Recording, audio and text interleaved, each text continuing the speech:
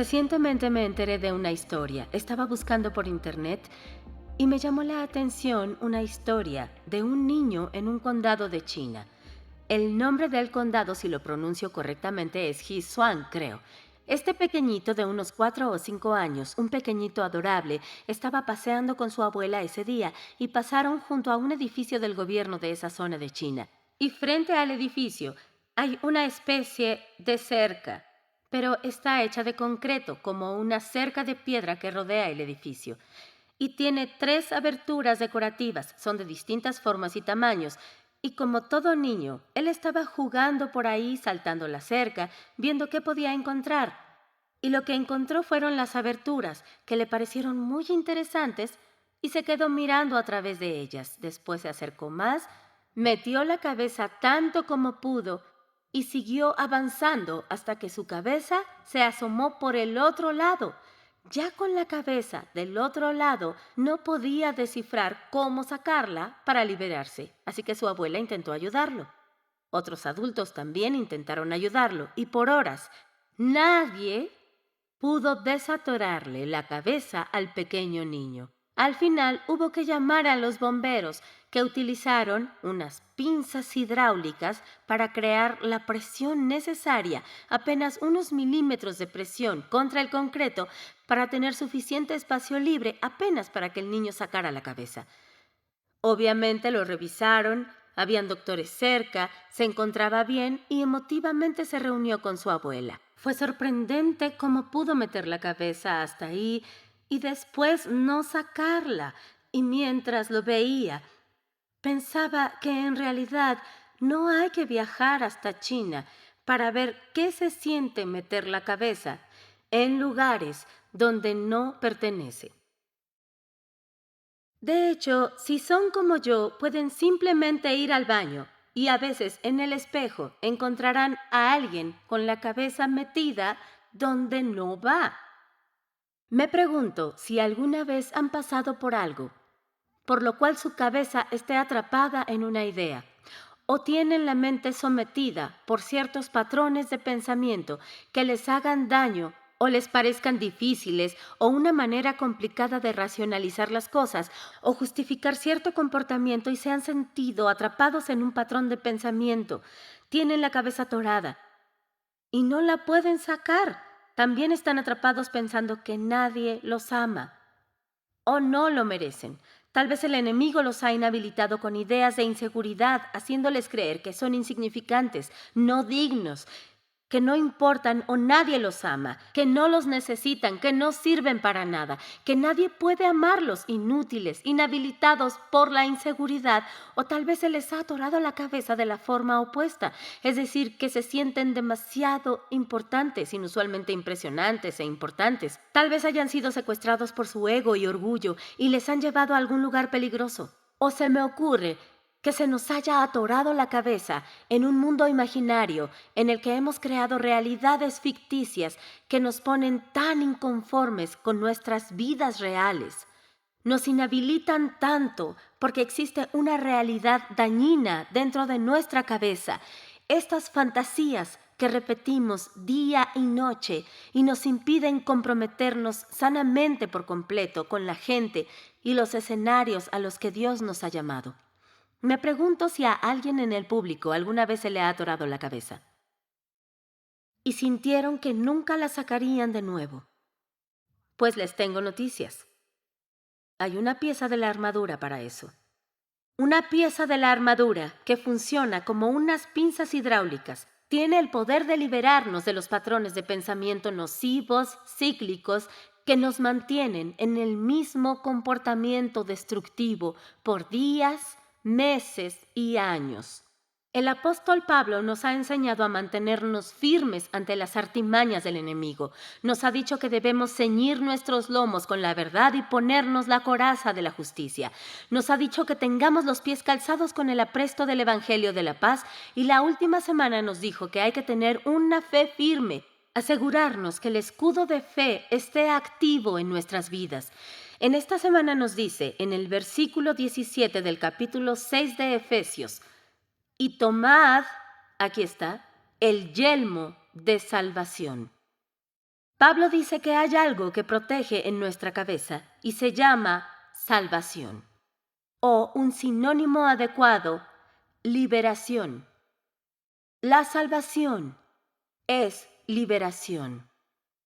El versículo de mi vida, que lo ha sido desde la universidad, no recuerdo bien cómo lo encontré, solo sé que un día este versículo me apareció de entre las páginas, tal vez leyendo o platicando con alguien, pero se quedó en mi corazón desde entonces. Gálatas 5:1 nos dice: Estad pues firmes en la libertad con que Cristo nos hizo libres y no estéis otra vez sujetos al yugo de la esclavitud. La razón por la que fuimos salvados, por la que fuimos redimidos, fue para caminar en libertad, para no tener la cabeza atorada en lugares, situaciones o pensamientos de los que no la pudiéramos sacar. La salvación nos protege. Así que la salvación no es solo cuestión de redención, también es un dispositivo de protección y defensa. No solo es tu boleto a la eternidad, es mucho más. No solo es para salvarte del infierno, sino para permitirte vivir victoriosa mientras andes en la tierra. Miren, si solamente reciben la salvación, y que así sea, pero si no hacen más, se van a perder de tanto más que nos brinda la salvación. Es para reorientar toda tu identidad, es para implementar una nueva forma de pensar en tu vida. La salvación no solo se recibe, se debe aplicar. Debemos caminar en la libertad que se nos ha dado porque fuimos redimidos por la cruz en el Calvario.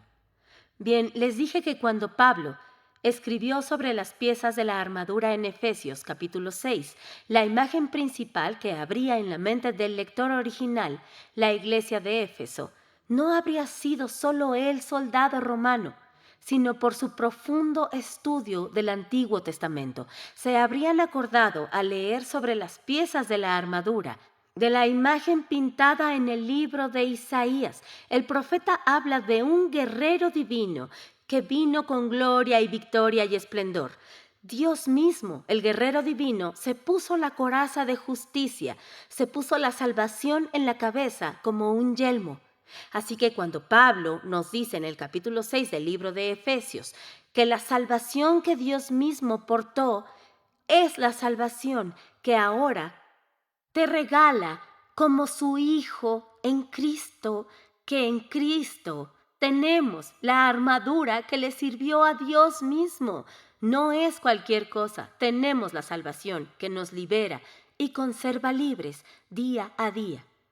Y la necesitamos. ¿Saben por qué? Porque el enemigo quiere atacar tu mente. Por eso. De hecho, 2 Corintios capítulo 10 quiere que sepas cuán serio es esto. Habla de edificaciones. Noten el lenguaje militar.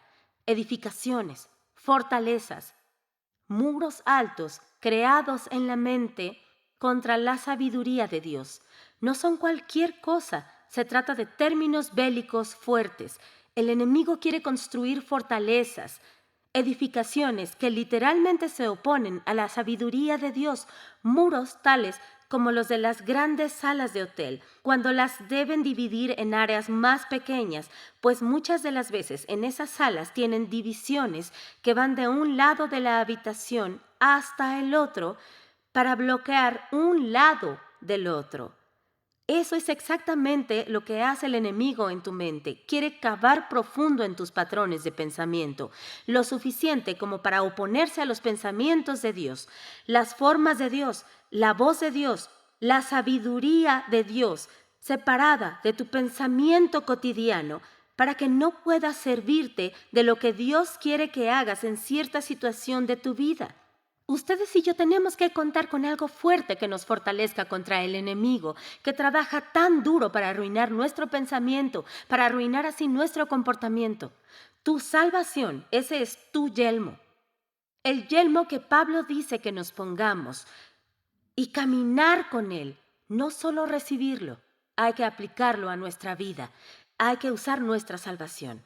El otro día, mi hijo mayor Jackson entró a la casa. Les cuento, venía ahogado en llanto y mi hijo mayor es tal vez el menos emocional de todos, así que si viene llorando de esa forma, sé que algo anda mal. Lo miré, le miré sus lágrimas y luego vi su cuerpo. Tenía el codo raspado, ambas rodillas raspadas, hubo que ponerle vendas. Ya saben cómo reaccionan los niños cuando hay que ponerles un poco de antiséptico. Drama. En fin, era un caos y queríamos descifrar qué era lo que había pasado. Nos dijo algo de un truco en la patineta que estaba intentando en la calle con sus hermanos. Uno de esos momentos en los que quieres celebrar su espíritu aventurero, pero por dentro piensas, es lo más tonto que he escuchado. ¿Alguien sabe a qué me refiero? Entonces le dije, hijo, te felicito, me alegra que intentes cosas nuevas, pero ¿dónde están los protectores? Porque justo te raspaste todas las partes para las que te compramos protectores. Y me señaló una esquina de la cocina, me dijo, ahí están. Él tenía la protección, pero no la usó. Escuchen, si son creyentes de Jesucristo, tienen la salvación, ahora hay que usarla. Está hecha para protegerte en todo lugar, concretamente tu mente, lo que más importa al enemigo. Entonces, el yelmo del soldado romano nos da una idea de lo que quería decir Pablo. Era básicamente un casco hecho de hierro y cubierto de bronce. La primera función del cuarzo era proteger al soldado del balanceo de lo que llamaban espada amplia. Era una espada distinta a la del espíritu de la que vamos a hablar la próxima semana para cerrar la sesión. La espada amplia era de unos 3 a 4 pies de largo y con un enorme mango. Harían falta 2 manos para que un soldado tomara y usara esa espada bien. Un golpe estratégicamente dado podría romper el cráneo de alguien. Dicen los estudiosos que fue una década antes de que Pablo escribiera esta carta, que se rediseñó el casco de los romanos apenas una década antes de ser rediseñado. Solo era un casco. Le agregaron piezas para proteger el cuello también. Le pusieron unas tiras para cubrir los pómulos y la cara también. Así que imaginen a Pablo. Recuerden que está bajo arresto. Está preso mientras le escribe a los efesios. Quiero que se lo imaginen, sentado con su papiro y su pluma en la mano, ideando cómo ilustrar de manera indicativa para mostrarnos los beneficios de la salvación. Así que levanta la mirada y ve al soldado romano parado justo fuera en su puesto y ve su casco recién diseñado que ahora le da cobertura particular a todo el cráneo del soldado romano. Y dice Pablo, ahí está, así es la salvación, te da cobertura completa. Todo lo que necesitas para estar protegido de los ataques del enemigo. Eso es lo que debe darte la salvación. Es para ayudarte, no solo a ser victorioso un día y estar con Jesús en la eternidad. Es para permitirte caminar en la victoria cada día de tu vida. Quiero que piensen en la importancia del cerebro. El cerebro físico para el cuerpo. Todas las funciones de tu cuerpo están conectadas con señales e impulsos que el cerebro envía. Eso significa que si el cerebro es limitado, aun si es solo un poco, afectará, limitará e inhabilitará alguna parte del cuerpo. Bien, lo que el cerebro es al cuerpo, la mente lo es para el alma. La mente es la expresión espiritual de tu cerebro. Si tu mente no envía impulsos saludables, tu alma no responderá sanamente. Es decir, que tus emociones siempre estarán en crisis, que tu comportamiento no se alineará con opciones sanas porque tu mente no piensa sanamente. En Proverbios 23:7 lo vemos así. ¿Cuál es su pensamiento? En este caso, el de ustedes. Tal es él. Tu mente dirige tus acciones. Por última instancia, todo comportamiento se deriva del pensamiento que elegimos llevar en nuestra vida. Aplicando la salvación que recibimos es como liberamos la mente, como la ordenamos, es como la protegemos de los ataques direccionados del enemigo a nuestra vida. Como Jerry y yo viajamos mucho Y los niños también. Siempre tenemos equipaje por aquí y por allá y a veces, debo admitir, me da pereza y las maletas se quedan en alguna esquina donde no estorben y se van haciendo más y más hacia las esquinas conforme pasan los días. El otro día estaba buscando algo en un cajón. Busqué en el área de lavado, en los cajones de los niños por si se había mezclado con sus cosas, busqué por todos lados. Estaba tan frustrada que no se me ocurrió, sino hasta después de 1 hora de buscar la camiseta que seguía en la maleta que tenía ahí junto a mi cama. Entonces tenía todas las cosas, todo el equipaje que pude haber usado y no lo hice porque aún no desempacaba. No lo había tocado.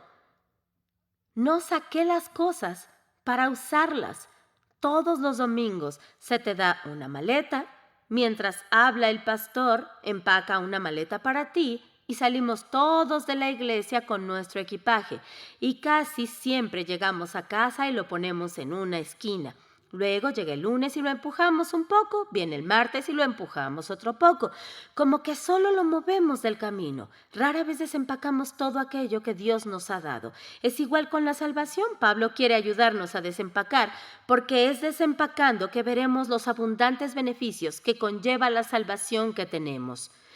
Así que recuerden que siempre que se mencione alguna de las piezas de la armadura en Efesios capítulo 6, es de hecho algo simbólico. Una luz que apunta a alguna explicación dada ya en alguna parte anterior de la carta. Entonces la menciona tan rápido en esta parte de Efesios capítulo 6 porque ya explicó las piezas de la armadura a detalle anteriormente en la carta. Es igual con la salvación. Ya la ha desempacado en el primer capítulo. Quiero entonces que vayan al primer capítulo. No vamos a leerlo completo, me encantaría que ustedes lo hicieran cuando puedan, pero hay algo que sí quiero que vean por ustedes mismos, porque nos muestra esta maleta a desempacar de una forma hermosa. Miren cómo empieza la carta del versículo 3. En solo unas cuantas palabras nos dice: bendito sea el Dios. Lo voy a leer otra vez, que se graben bien. No dice hola, no dice ¿qué tal? No dice hey. Comienza la carta con: bendito sea el Dios y Padre de nuestro Señor Jesucristo. Este primer capítulo es sobre desempacar la salvación, lo que significa para nosotros y cómo hay que aplicarla y andar con ella para proteger nuestra mente del enemigo. Pero antes de pasar a todos los detalles sobre lo que la salvación debe aportar y traer a nuestra vida sobre la tierra, nos dice: quiero comenzar así. Deben saber que Él es bendecido. Deben saber que Él es generoso. Él es abundante y Él es rico. Con bendecido quiere decir gordo. Tenemos un Dios gordo. Todo lo que necesito y lo que tú necesitas lo tiene a su disposición. Él es completamente lleno, 100% bendecido. Ese es nuestro Padre. Cuando sabes que fuiste adoptado por una familia con un papá bendecido, que te hace recordar que por tener una relación con Él, tú también lo eres. Que porque Él tiene todo lo que necesitas, toda la abundancia, la generosidad y toda la gracia, y porque te ama, Él quiere que tengas toda esa herencia. Al ser Él bendecido, tú puedes andar con la frente en alto porque tu papá es bendecido y te ama. Es decir, que yo también lo soy, que ser bendecido está en nuestro ADN espiritual. Mis hijos son niños afroamericanos. No tienen que estudiar para ser afroamericanos. No tienen que esforzarse por ser afroamericanos. No tuvieron que pedir ayuda a un doctor para ser afroamericanos. Simplemente son afroamericanos porque está en su código genético. Solo tuvieron que concentrarse en crecer, estar sanos y con eso se convirtieron en lo que su código genético dicta que habrán de ser. No tienes que concentrarte en cómo ser bendecido, solo tienes que concentrarte en tu Dios, en crear intimidad con Él, estar sano y al crecer, crecerás en una vida bendecida, porque así es tu Padre.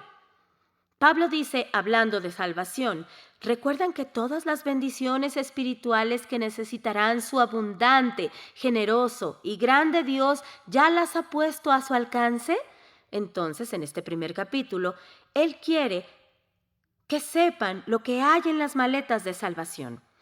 Te dice versículo tras versículo que has sido bendecido y santificado, que eres libre de culpa, elevado junto a Cristo, que eres criado con Él y estás sentado en regiones celestiales, que tienes un destino, fuiste adoptado, redimido y perdonado. Te dice todo lo que Dios ha hecho por ti y luego dice, ahora ustedes, en presente, tienen una generosa herencia en Cristo. Les ha dado y les ha sellado con su espíritu. Tienen gran esperanza en su llamado. Las riquezas de su gloria, la grandeza de su poder, según la operación de su fuerza. Luego pasa al versículo 18 y dice, alumbrando los ojos de vuestro entendimiento, para que sepáis cuál es la esperanza a que Él os ha llamado, que se alumbren nuestros ojos y puedan comprender lo grande, lo vasto y enorme que es todo esto que Dios le da en las maletas de salvación, pidiendo que las abran, que retiren la tapa y empiecen a sacar y utilizar todo lo que Dios ha incluido en la salvación que les brinda. La salvación tiene que ver con tu identidad. Es quién eres en Cristo. Es lo que protege tu mente del enemigo al recordarte quién eres. Lo viejo se ha ido. Todo ahora es nuevo. Tú eres alguien nuevo en Jesucristo. Y cuando asumes esa identidad, cuando la instalas en tu mente, cuando te lo recuerdas y meditas acerca de quién eres como hijo adoptivo de la familia de Dios, literalmente es un escudo contra el enemigo, un yelmo que impide penetrar, torcer y cambiar tu pensamiento para que los sentimientos de inseguridad, inutilidad o insignificancia te impidan cumplir con el destino que Dios te ha dado. La salvación es el yelmo sobre tu cabeza. Y pienso en aquel adolescente que pasa por cierta situación en la que tu familia te ha insultado desde que tienes uso de memoria, tal vez hayas sufrido abuso de alguna manera o te han dicho toda tu vida que no vales nada, que nunca valdrás nada, que eres insignificante, que nunca lograrás nada. Hoy te voy a pedir que uses el yelmo. Le hablo a la esposa desvalorizada por su esposo, te ha pisoteado como un tapete y tú te has hecho pequeña pensando que no tienes nada valioso que agregar a tu matrimonio, a tu familia, a la esfera de influencia en la que Dios te ha puesto. Empezando hoy te pido que uses el yelmo de salvación. Te hablo a ti, empleado, al que tu jefe te hace sentir que no aportas nada importante al negocio. Usa el yelmo de salvación. Recuérdate a ti misma todo lo que incluye la salvación que Dios te ha dado, porque esta salvación es tu identidad espiritual. En el libro de Santiago les voy a leer solo un versículo. Santiago 1:21 es un versículo muy claro y dice, bueno, recuerden que Santiago les habla a los cristianos y dice, por lo cual, desechando toda la inmundicia y abundancia de malicia, recibid con mansedumbre la palabra implantada, la cual puede salvar vuestras almas. Y recuerden que les habla a los cristianos, no a las personas que aún no creen en Jesús. Les habla a personas salvas y dice que la salvación ya ocurrió, es pasado, pero también es algo en presente que debe trabajarse progresivamente en tu vida. La salvación Nuestras almas, que contienen nuestras mentes, deben ser ajustadas. Nuestras mentes deben santificarse progresivamente, cambiar progresivamente para alinearse. Haya pues en ustedes el sentir que hubo también en Cristo. Esa es la postura proactiva que debemos asumir, aplicando de la maleta de salvación este nuevo beneficio encontrado, sacando de la maleta de salvación este nuevo indicador de que encontramos quienes somos en Él. Hay que desempacar las maletas día y noche, porque la palabra de Dios, lo que Él dice que somos, lo que dice Pablo en Efesios capítulo 1, esa salvación somos nosotros. Aquello que Él pide, abramos los ojos y veamos claro, tomamos la palabra, la implantamos en nuestra alma y con esto nuestra alma es salvada. Nuestra mente cambia, es renovada, ¿saben? A veces el mayor milagro que Dios puede hacer no es en nuestras circunstancias, sino en nuestras mentes. Escuchen, les digo algo, Él puede cambiar tu actitud, puede cambiar tus deseos, puede cambiar la manera en que tu cabeza ha estado atrapada por tanto tiempo en ese patrón de pensamiento del que no crees que haya salida.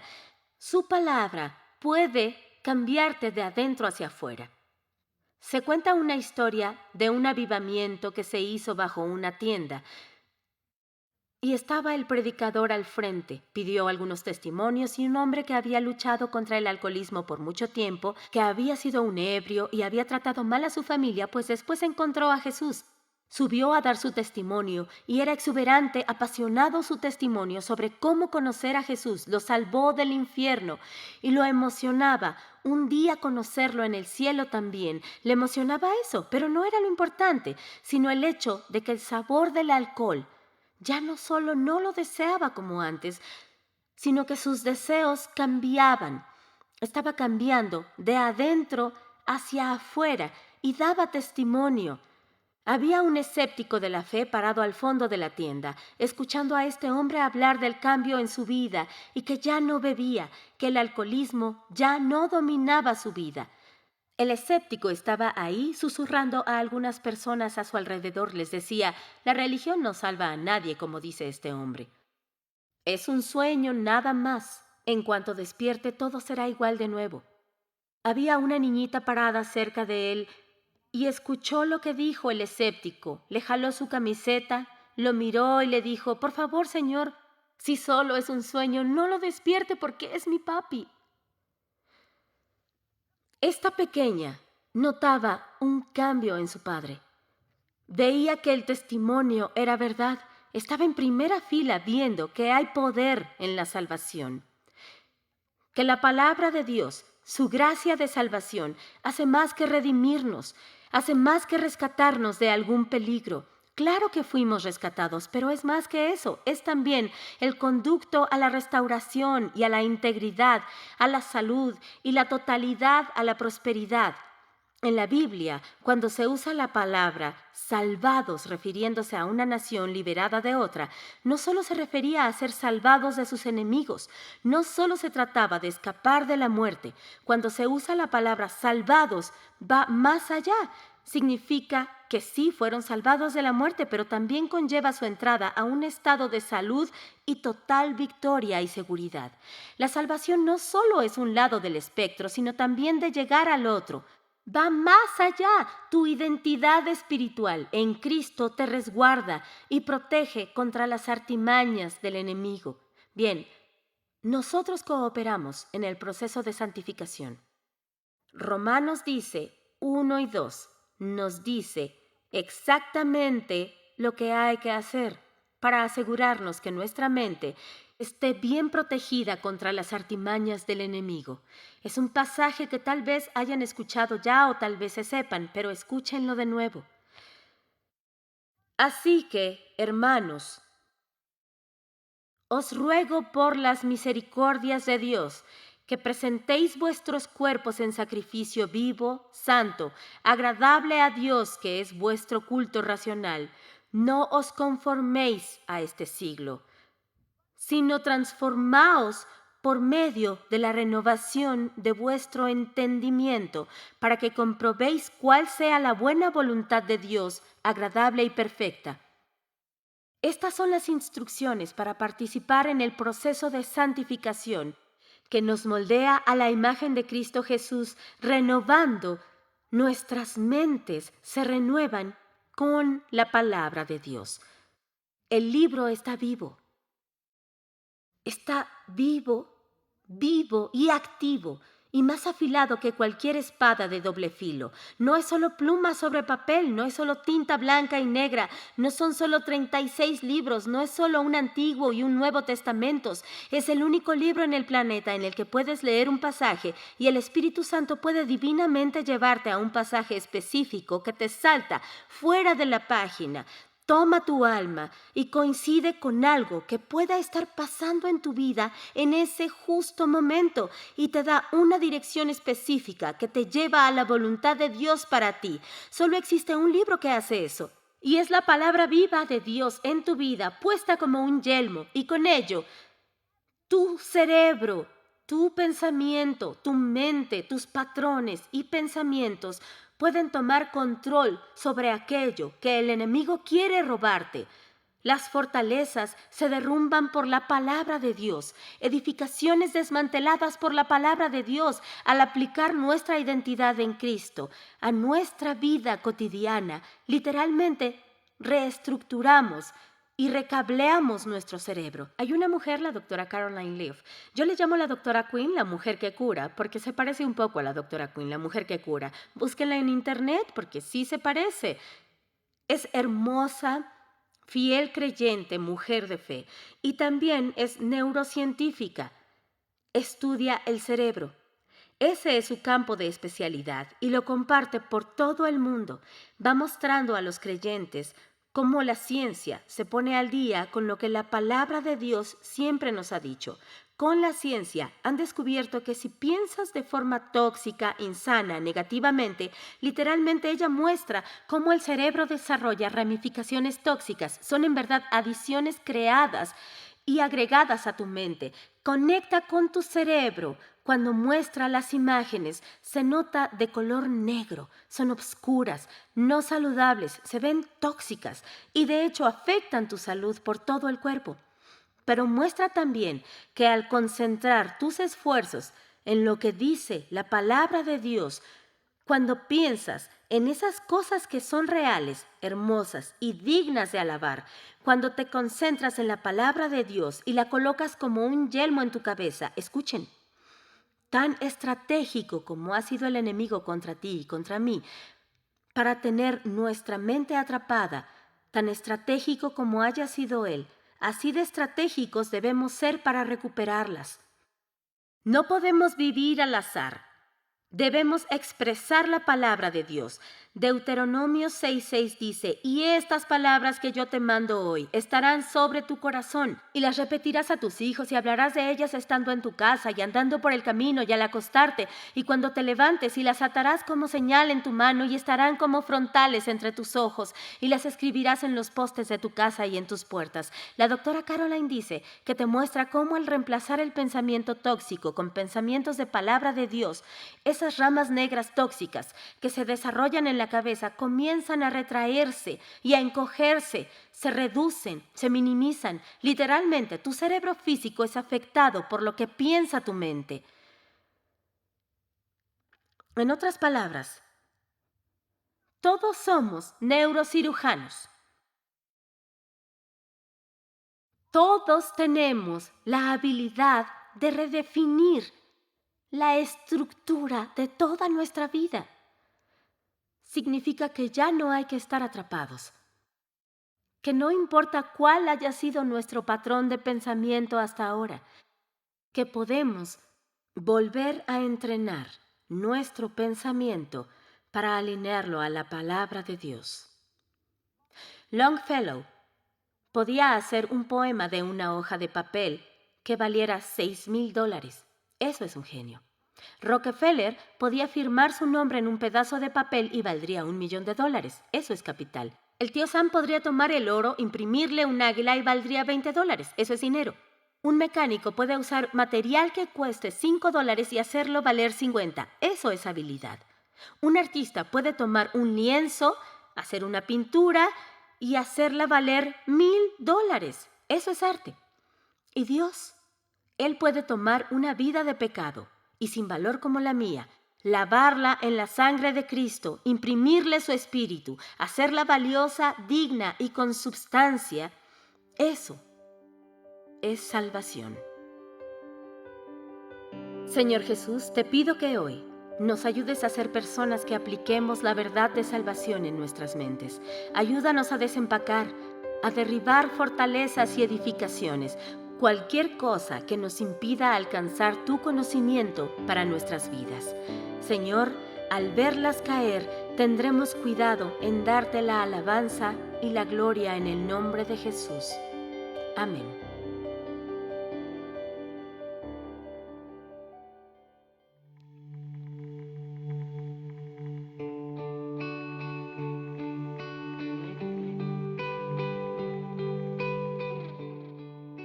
Yo quería hablarles acerca de la salvación, porque quería asegurarme de que no hubiera confusión sobre el hecho de que una vez salvados, aceptando a Jesucristo como Salvador, estamos seguros eternamente. Entonces, al hablar de ponernos el yelmo de salvación, no queremos decir ser salvados de nuevo. No tienes por qué preocuparte por eso nunca más en tu vida. Y si has puesto tu fe en Jesucristo con honestidad, el Espíritu Santo te ha sellado. Eres de Él y Él es tuyo. Ponerse el yelmo de salvación es más acerca de trabajar la salvación. Se trata de aprender a caminar bajo la belleza de tu nueva identidad en Cristo, haciendo que la salvación en ti salga de ti y vivir bajo todos los privilegios y promesas que vienen al ser creyente. Eso es ponerse el yelmo. Yo escribí un libro titulado La Resolución para Personas hace algunos años, y en uno de los capítulos que hablaban sobre el ser fiel a Él, me di a la tarea dentro del libro de simplemente enlistar algo de lo que somos en Cristo, literalmente referencias de las Escrituras junto con algunas citas para informar lo que dicen las Escrituras acerca de tu identidad en Cristo.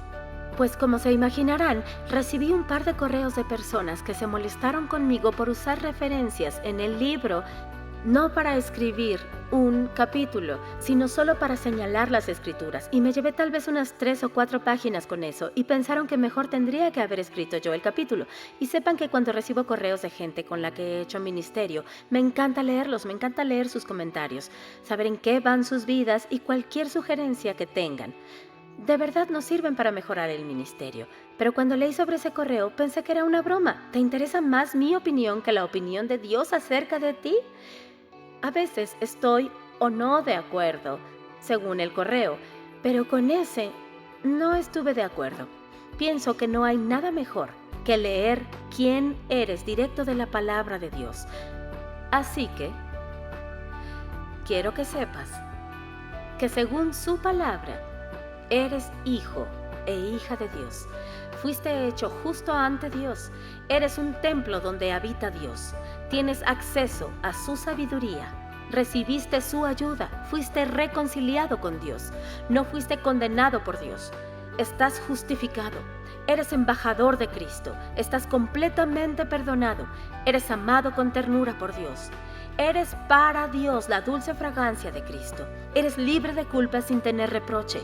Eres la sal de la tierra, la luz del mundo. Eres la rama de la viña de Cristo, amigo de Cristo. Fuiste elegido por Cristo para llevar el fruto. Eres heredero con Cristo, compartes su herencia con Él. Has sido unido al Señor en un solo espíritu. Eres parte del cuerpo de Cristo. Eres santo. Has sido oculto con Cristo en Dios. Eres elegido de Dios, santo y muy amado. Hija, hijo de la luz. Eres santo y compartes el llamado celestial de Dios. Fuiste santificado. Eres una de las piedras vivientes de Dios que construyen en Cristo una casa espiritual. Eres parte de una raza elegida. Eres sacerdocio real, una nación santa. Eres propiedad de Dios, con raíces firmes construida en Cristo. Naciste de Dios. El maligno no puede tocarte. Eres libre de acercarte a Dios sin aviso. Libre, segura. Eres libre del dominio del enemigo y fuiste transferida del reino de las tinieblas al reino de la luz. Estás entera en Cristo. Has recibido un espíritu de poder, de amor, de autodisciplina. Recibiste grandes y preciosas promesas de Dios. Eres cuidada por Dios, que cubrirá tus necesidades. Eres princesa del reino de Dios. fuiste comprado por un precio y perteneces a Dios, adoptada como hija de Dios. Tienes la seguridad de que todo funciona en conjunto para el bien de aquellos que lo buscan. Eres libre de todos los cargos que llevabas. Estás conectado por siempre con el amor de Dios, establecido, urgido y sellado por tu gran Dios. Ten seguridad que Él, que comenzó a trabajar en ti, terminará de hacerlo con fe. Eres ciudadano del cielo, testigo personal de Cristo. Eres compañero, compañera de Dios. Estás sentado con Cristo en el reino celestial. Eres la mano de obra de Dios y por todo eso puedes hacerlo todo a través de Cristo, tu fuerza. Ese es tu yelmo. Ahora, úsalo.